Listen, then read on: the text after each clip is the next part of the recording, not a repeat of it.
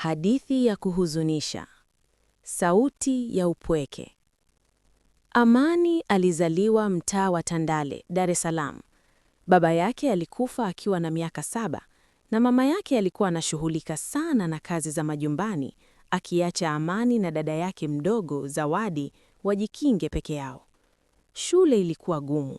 Watoto wenzake walimcheka kwa sababu alikuwa mnyenyekevu na hana mavazi ya thamani.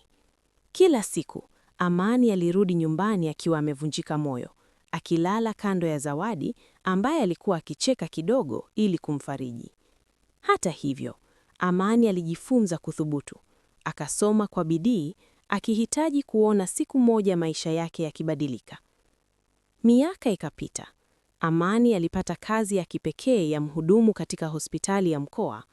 Hapo alikutana na Neema, mgonjwa mdogo wa miaka 18 aliyekuwa akipigania maisha yake kutokana na ugonjwa sugu wa moyo. Walikuwa wakizungumza kila siku, Neema akimfanya Amani acheke na kuona uzuri hata katika giza. Walianza kuhisi mapenzi ya kweli. Lakini usiku mmoja, Neema aliaga dunia ghafla kutokana na mshtuko wa moyo. Amani hakujua jinsi ya kueleza majonzi yake. Alilala kando ya kiti chake cha kazi, akilia bila sauti, huku picha ya Neema ikimstarehe moyo wake.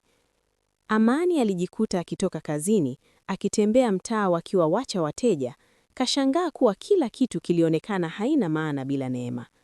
Neema, ungesalia hapa, ningekuwa na furaha tena, alisema akitabasamu kidogo, macho yake yakiwaka kwa huzuni.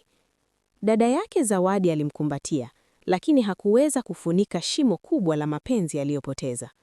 Huzuni yake iligeuka ukali, akianza kulazimisha kujenga kuta ndani ya moyo wake. Kazi yake hospitali pia ilipoteza mwelekeo wake. Mgonjwa mmoja wa dharura alipata majeraha makubwa, na Amani alihisi dhambi ndani ya moyo wake. Alijiona kwamba hakuwa amefanya vya kutosha kwa Neema. Usiku mmoja akiwa kwenye barabara tupu ya Kariakoo, aliona mtu mdogo akipiga kelele akilia, akajikumbusha Neema. Alimsaidia mtu huyo na kumfanyia zawadi ndogo, lakini hakuweza kuondoa giza lililokuwa ndani ya moyo wake.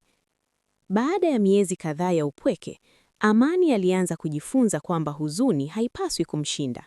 Alianza kuandika diary, kuchora picha za wafuasi wake hospitalini na watoto wa mtaa, akitumia maumivu yake kuleta faraja kwa wengine. Alijenga shule ya watoto maskini, akijaribu kutoa mwanga kwa wale ambao walikuwa wanapitia mateso kama yeye alivyopitia. Siku moja, akishuka kutoka jengo la shule, aliona Zawadi akicheka na kundi la watoto. Amani aliketi kando, akitabasamu kidogo. Alijua kuwa huzuni ya Neema haingeisha maisha yake, lakini ilimfundisha thamani ya upendo na wema. Naweza kupona, alisema kwa sauti ndogo. Naweza kuacha majonzi yanishinde na kubadilisha giza kuwa mwanga. Na pale Amani alijua kwamba Neema ingekuwa daima kando yake, si kwa mwili, bali kwa moyo wa wema aliyoutoa kwa wengine. Mwisho.